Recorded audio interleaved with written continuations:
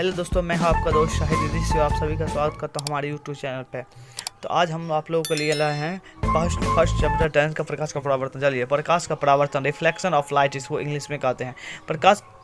प्रकाश वो भौतिक कारक है जिसकी सहायता से हम किसी वस्तु को देखते हैं, उसे हम लोग क्या कहते हैं? तो प्रकाश कहते हैं।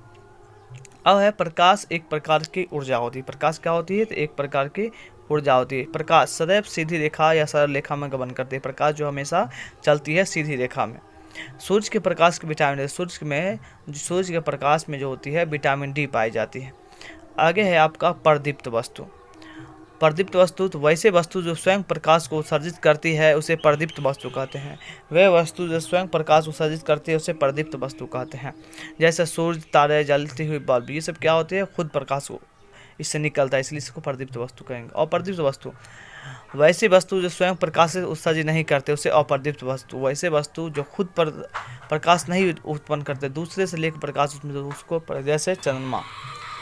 नोट: प्रकाश स्वयं एक अदृश्य होते। प्रकाश जो होता है सिर्फ दिखाई नहीं देता है, ठीक है, लेकिन जिसका वास्तु पर पड़ती है उसे दृश्य बना देती है। स्वयं दिखती नहीं है, लेकिन जिस वस्तु पर पड़ेगा उसको क्या हमारा दृश्य में उसे हम लोग देख सकते हैं। प्रकाश का प्रकीर्णन, स्कैटरिंग ऑफ लाइट। तो जब प्रकाश की किरणें छोटी छोटी कणों पर पड़ती है तो वह कण प्रकाश को कुछ मात्रा में अवशोषित करो। जब भी कोई वस्तु पे प्रकाश किसी भी कण में पड़ता है प्रकाश उससे क्या करते हैं? छोटे छोटे कण क्या करते हैं? प्रकाश को अवशोषित कर लेते हैं अपने में, और पुनः उसी प्रकाश को चारों तरफ फैला देती है, और उस वैसी घटना को हम लोग प्रकाश का प्रकीर्णन कहते हैं।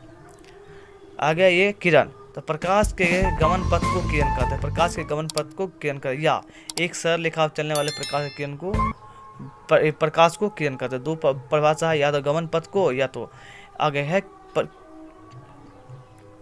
है आपको किरण पुंज। क्या है? तो प्रकाश की किरणें के समूह को किरण पुंज कहते हैं। प्रकाश की किरणों के समूह को किरण पुंज कहते हैं।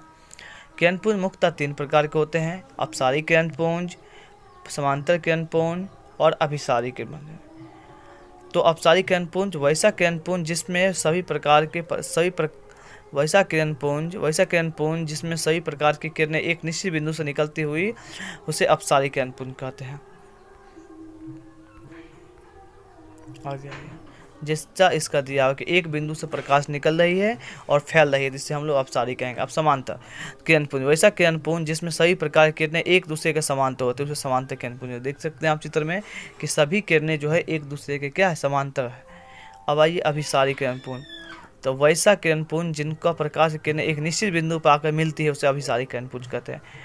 तो वैसा किरण पुंज जिसमें सभी प्रकाश किसी की बिंदु एक निश्चित बिंदु, देखिए प्रकाश चारों तरफ से निकलकर एक ही बिंदु पर आकर मिलती है, उसे हम लोग अभिसारी किरण पुंज।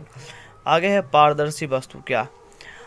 तो वैसा वस्तु जिससे होकर प्रकाश आर पार हो जाए उसे पारदर्शी वस्तु कहते हैं। शुद्ध रूप है जल, वायु, कांच इत्यादि। पारभासी वैसा वस्तु जिससे प्रकाश की किरणें कुछ पार होती है और कुछ पार नहीं होते उसे पारभासी। वैसा वस्तु जिससे प्रकाश कुछ पार हो और कुछ ना पार हो उसे पारभासी।